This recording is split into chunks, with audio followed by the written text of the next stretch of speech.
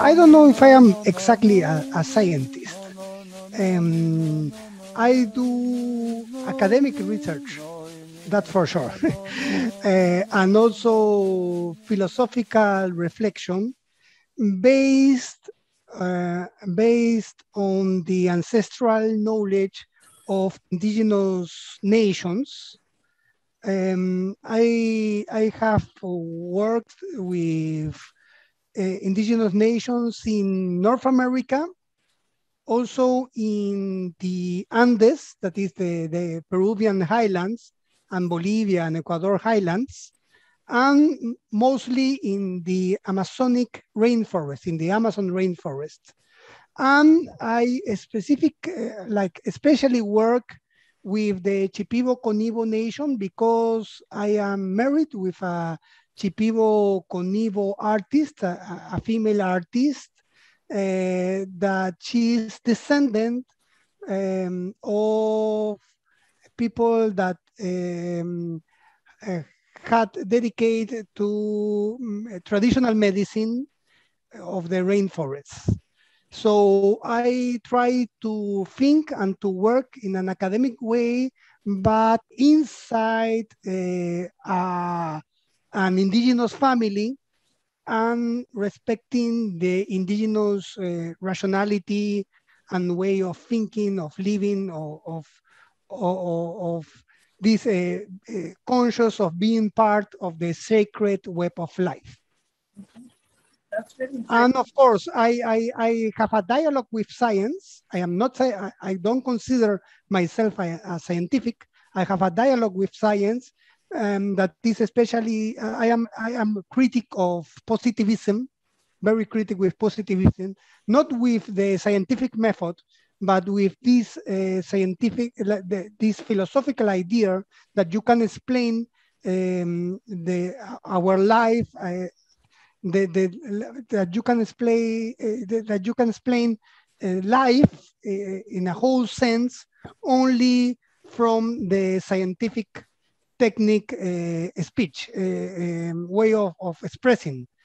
I think that I am against this kind of reductionist way of approaching reality and life and soul and spirit.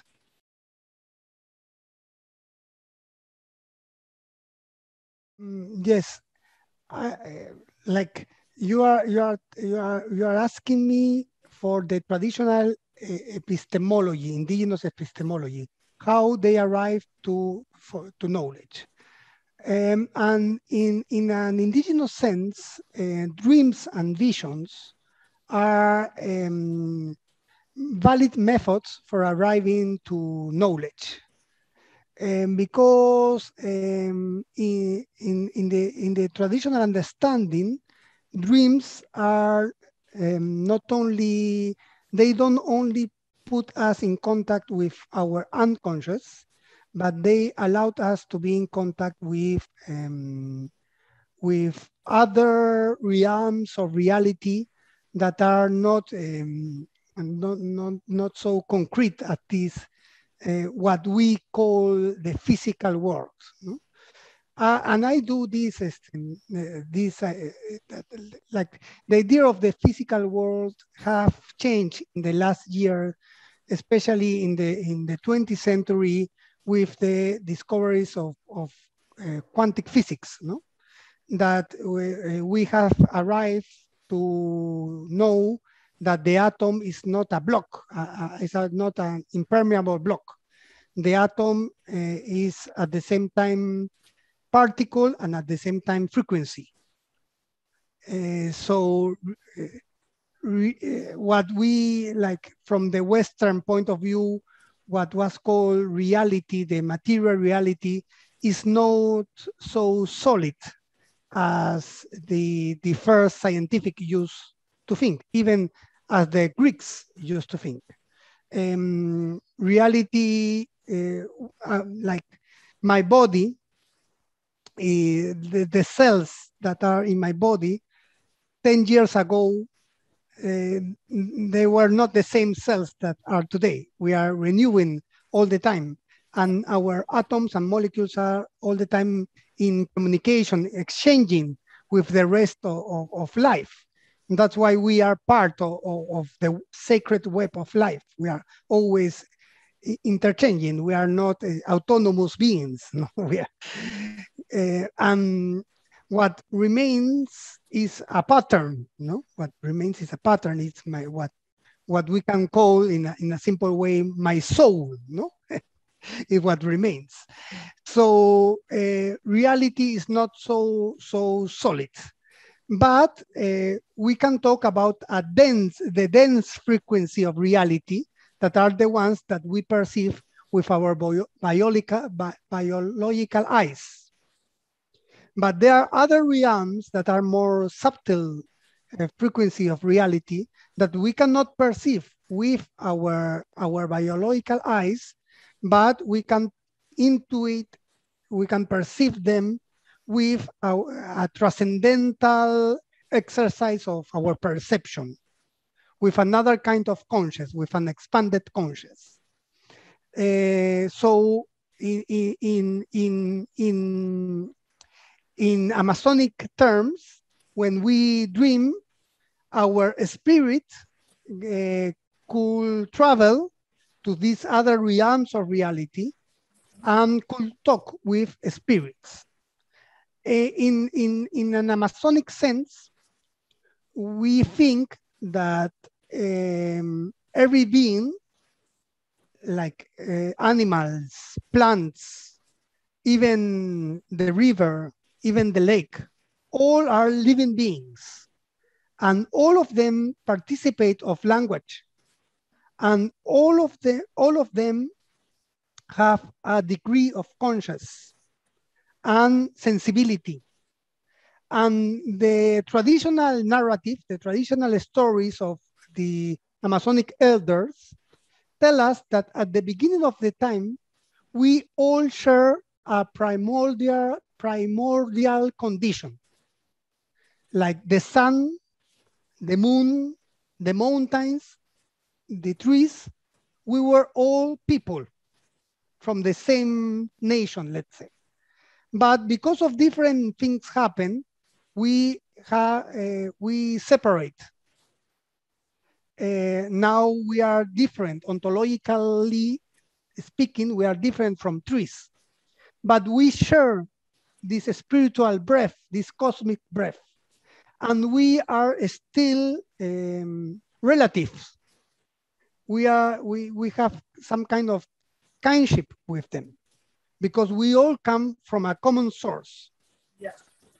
And in our dreams, when we do this transcendental perceptual exercise, we can talk to the spirit of the trees and the spiritual owners of trees, the spiritual owners of the rivers, the spiritual owners of the plants, and they can tell us their knowledge.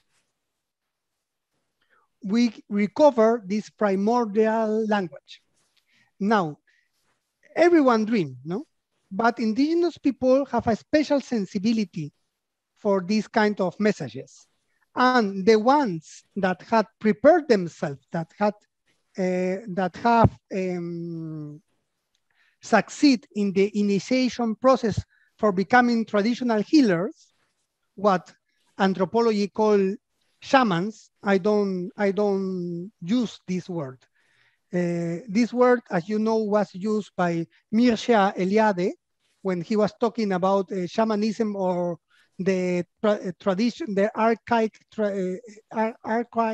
techniques for ecstasies. Is not a word of us. No, it comes from Siberia, I think so. We talk about traditional healers, and each nation have its own name. For example, the Chipivos call Meraya or Onaya. That's the traditional word for calling the wise people. So the wise people are people that had been initiated following a very strong regime of abstinence and fasting and taking plants for being able to communicate with the soul of the world and with other entities. Because, you know, the plant is the being, the living being, that is more in the present and in relation with all these cosmic primordial elements that makes life possible, because their roots go to the soil, no, inside the soil, but the branches and the leaf, they take the sun power, the sun energy, and also the rain. But plants also have a metaphysical realm, a super sensitive realm. And plants allowed us to connect with these metaphysical worlds or spiritual worlds or ethereal worlds, as you ever want to call them. No, we in Shipibo we have our own words that is called Hakunnete. The Hakunnete is the good world, is the world of the ancestors, the world of the good spirits. But there are also other entities that are not so good, that there are selfish entities that are like depredators, no? So the one that want to practice in a good way medicine need to know how to relate with the good spirits and how to push away the bad entities. So all the knowledge come from a spiritual realm. One thing that is important to say when we speak about ayahuasca, I think that it's good to start with saying this, is that this ayahuasca boom that you are talking about in Europe is part of a neo-shamanic movement and have very few to do with the traditional medicine practice of the rainforest. Because in the past, it was only the healer that took the ayahuasca. And the healer took the ayahuasca for developing this transcendental exercise of perception, for being able to make the diagnosis of the disease of his patients, and to connect with this Hakunnete, with Rauhnete, the medicine world, for healing. And what heals was not the ayahuasca, was the chanting. Because the healer connects with the spirit world and the medicine comes from that spiritual world, and that energy takes body, it was embodied in the frequency of the chanting. And that's why it can affect the patient and the body, the material world. So for example, when the traditional healer say, I am cleaning you, for example, in Shipibo, Sua Sua Bainking, no? If I chant is Sua Sua Bainking, Pisha Pisha Bainking, that means I am cleaning you. So when I say I am cleaning you, I am really cleaning you, because it's a word that is not like in the traditional linguistic or semiotic theory. The sign, we separate the significant from the sign, no? The meaning from the significante, the significant from the meaning, no? We separate. But in the Shipibo healing world, no, what I say is an action. It's a performatic word, because I am telling you what I am doing, but at the same time, I am doing what I am saying. So when I say, I clean, it's an action. No, I connect, no? It's a word that connects with the primordial poetical rhythm essence of language. And it's an essence of language that can affect reality in a good way, in a positive way, the material reality in a positive way from the spirit world, from this spiritual energy. So what heals was the word, the chanting. And then healers used to recommend other plants, the prescription, no, of other plants for healing the patient. So it was only the one that was prepared and that know, because if you take ayahuasca, you must know how to connect with the spiritual being of the ayahuasca, the deep part of the ayahuasca. So using in Shipibo, ayahuasca is oni, no? The word ayahuasca is Quechua and means lian, la liana, the vein, la liana, and ayah is bitter. It's not ayahuasca, as people say, that is the rope of the spirits. No, that's not true. It's ayahuasca, no? That was the origin of the word. Yes. So in Shipibo is oni. Oni is the mix of ayahuasca and chacuruna, no? That's the oni. Ayahuasca is this rope, and chacuruna is a bush that in Shipibo is called kawa. The leaf, you use the leaf of the bush. So with the mix, you make what people call ayahuasca, that we in Shipibo is called oni. So you connect to oni shama kanoni, oni shama kanoni. You connect with the deep part and you call the owner, the spiritual owner of the medicine, no? Oni ibu muraya. So you talk with him, and then you align the effect of the ayahuasca. And with your chanting, you control the visions. So visions don't come to you, because you must keep visions in a distance for being able to make the diagnosis. So there is this urban myth that say that for becoming a shaman, what they call a shaman, you must let the snake to eat you. But that's nonsense. How you will let a snake to eat you? It will take your soul. It's a nonsense.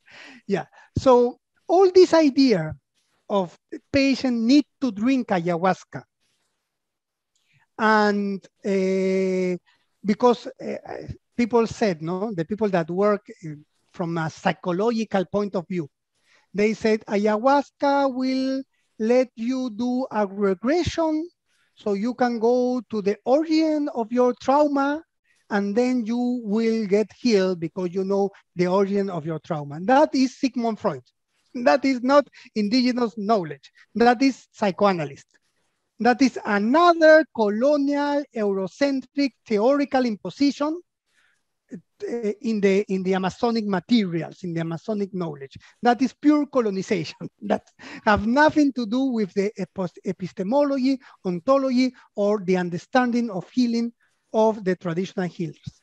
And also this idea that you must let yourself flow with the mother spirit of the ayahuasca, no? That will take you, and if you don't let it because your ego is, no, it's not like that, because the Shipibo shamans, the Shipibo healers, when they take ayahuasca, they don't let themselves flow with the ayahuasca. They control ayahuasca with their strong thought, with a strong thinking, and with the chantings, their chantings. So you must control ayahuasca. And because people doesn't know how to talk with ayahuasca, that's why it was not for the patients. It's only for the healer. Like what I think is not okay that people drink ayahuasca is if they are not well prepared. if they are not healers. Only healers should take ayahuasca. People that are taking ayahuasca, they maybe can have big visions, big intuitions, but they will get ill with time because ayahuasca will capture their spirit. Because ayahuasca spirit don't know them. So ayahuasca will send the spirit, the owner of the ayahuasca will send its defense, snakes, and will take the soul, fractions of the soul of people. So in the end, they will end with what we call in the Amazonic Hispanic language, that is not the same Spanish that in Spain, no?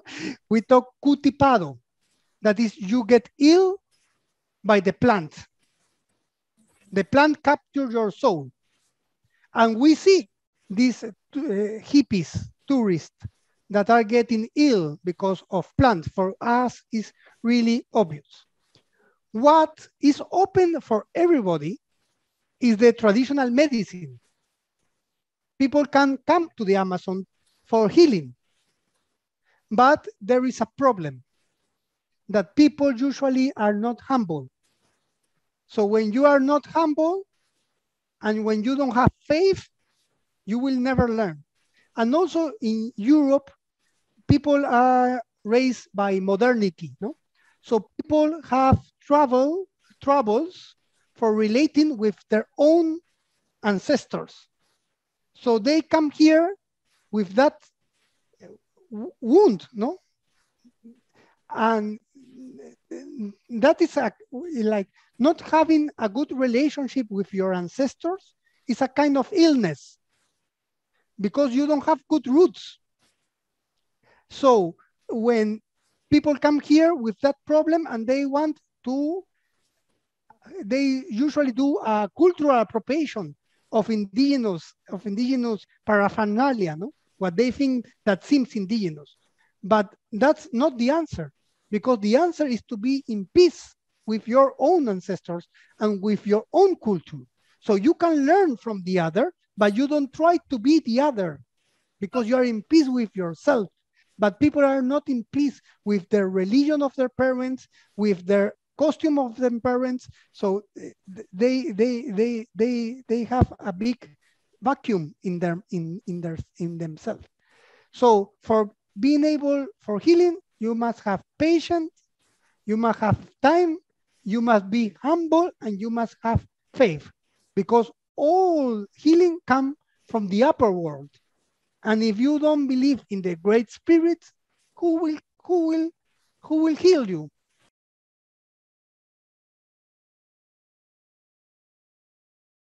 It depends. But for example, let's say a very typical modern disease that is drug addiction. People that have smoked marijuana for 10 years, let's say, and they come and they want to be healed. Marijuana have an influence in our body, in our mind, and in our spirit, because marijuana is a very strong plant. And marijuana have a strong owner, a spiritual owner, and capture your soul. So if you want to be completely clean in a physical sense, in a mental sense, and also to get rid of the psychic and the spiritual influence of marijuana in a complete sense, let's say complete clean, completely reborn, that takes 9 months. 9 months. So what we usually do, if someone, like people usually, like the good healers, they can, someone that come 10 days, 15 days, they can help them, but they will not be completely solve the problems. No? It is that traditional medicine, for example, what traditional healers used to heal? Witchcraft, for example, witchcraft, black magic. Yeah. Or diarrheas, or things very concrete, you know? They were healers of people that didn't have any other source of healing than them. They were not clinics. No, so they heal disease. Anthropology could call them cultural diseases. I don't think so that it's only cultural. I think that it's wider than that. But used to heal these kinds of things. This idea of being here to being more sensitive, no, to develop a better relationship with nature doesn't come from tradition, because in a traditional sense, every indigenous people used to have this kind of relationship with Mother Earth. They were all conscious of connections. So what you are talking will be another way of, a modern way of approaching traditional medicine that could be like open, like a retreat, a spiritual retreat. But it's not what traditional medicine offers. It's more a neo-shamanic approach.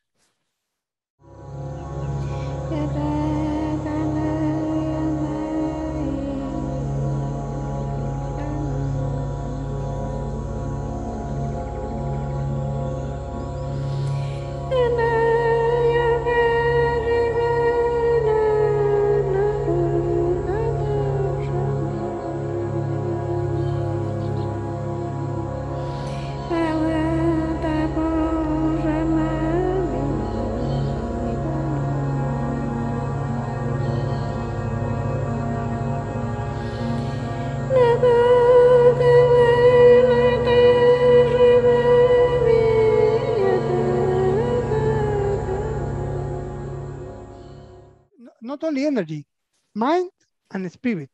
Like the chanting can go inside the mind and clean sadness, and clean anguish, and clean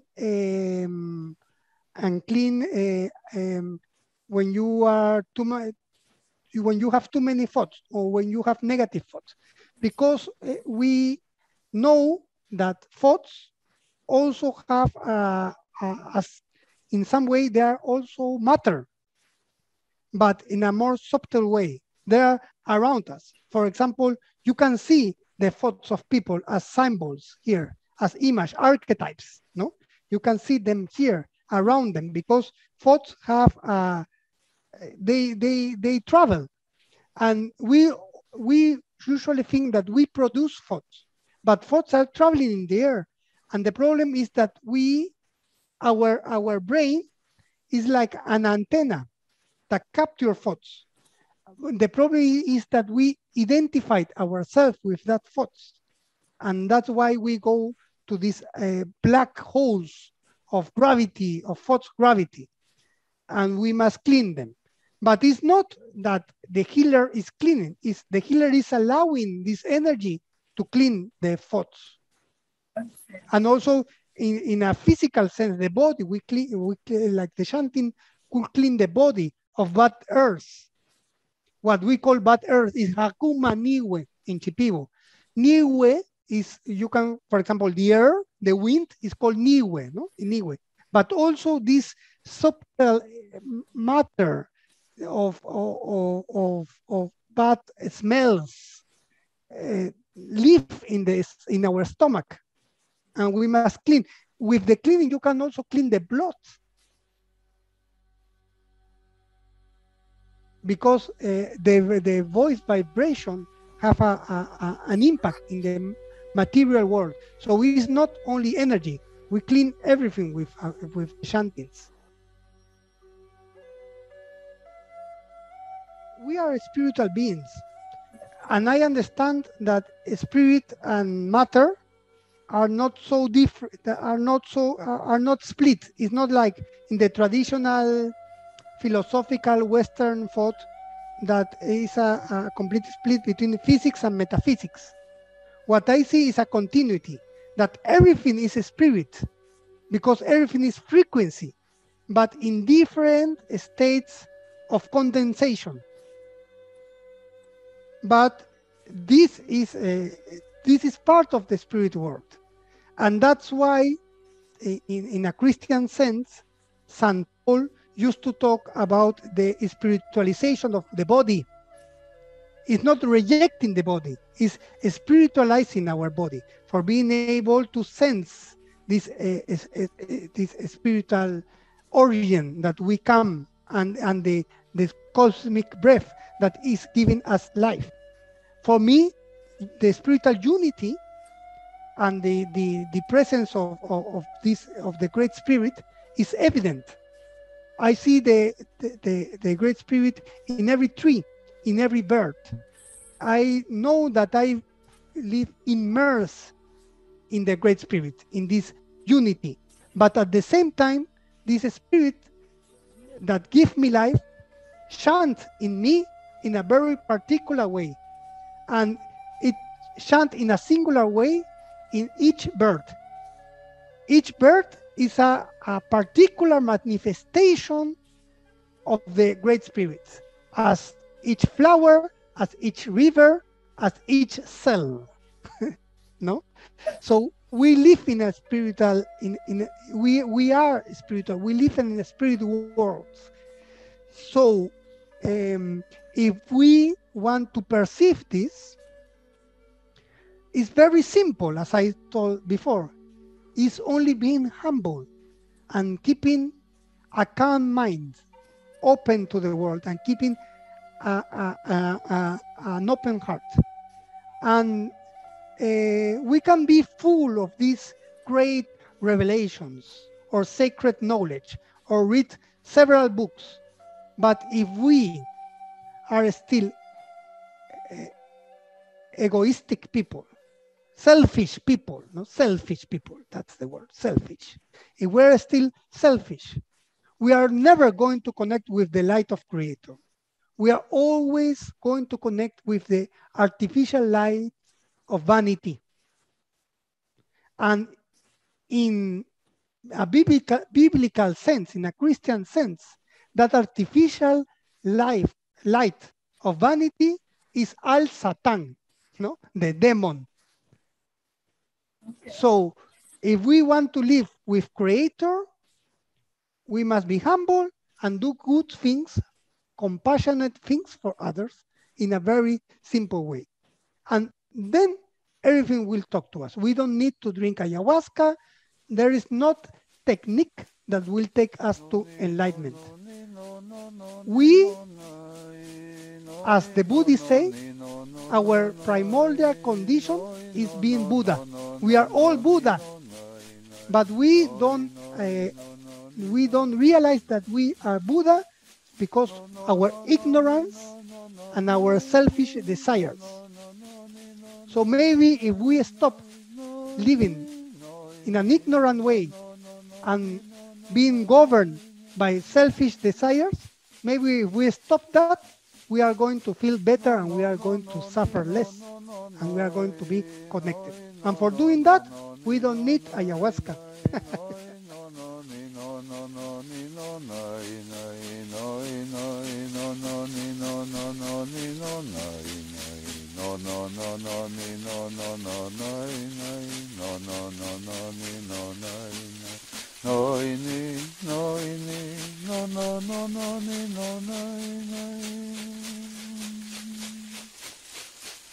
No no no no ni no no no ni no nai no no no ni no no no nai nai no no no ni no no no ni no nai nai no no no ni no nai no no no no ni no nai nai no no ni no no no nai no ni no ni no no no no ni no ni no nai nai Alto chima chima yari, sumai karomai, yana rumisi karuna sitoi, jamoi karomai, sinchi doctor sitoi, sumai karomai, medicina imantene munti. No.